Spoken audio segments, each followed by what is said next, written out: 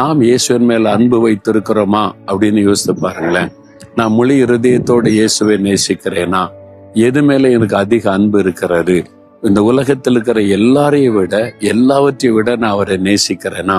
யோசித்து பாருங்களேன். சில பொருள் மேல உங்களுக்கு அன்பு, அது இல்லாம என்னால் இருக்க முடியாதுன்றீங்க. செல்போன், அது மேல இவ்வளவு அன்பு இல்லை, அது இல்லாம இருக்க முடியுதா ஒரு நாள் கூட?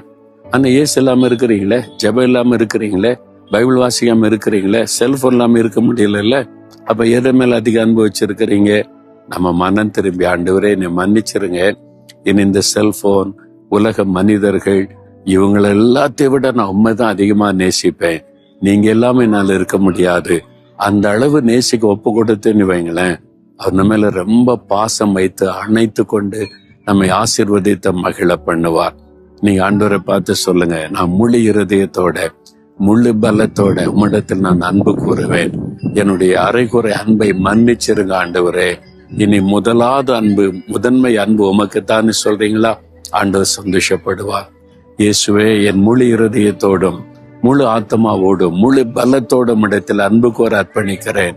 என்னுடைய முதல் அன்பு உமக்குத்தான், என்னை அர்ப்பணித்துக் கொள்ளுகிறேன். என் அன்பு குறைவை கர்த்தர் எனக்கு மன்னியும். இயேசுவின் நாமத்தில் ஜெபிக்கிறேன். ஆமேன், ஆமேன்.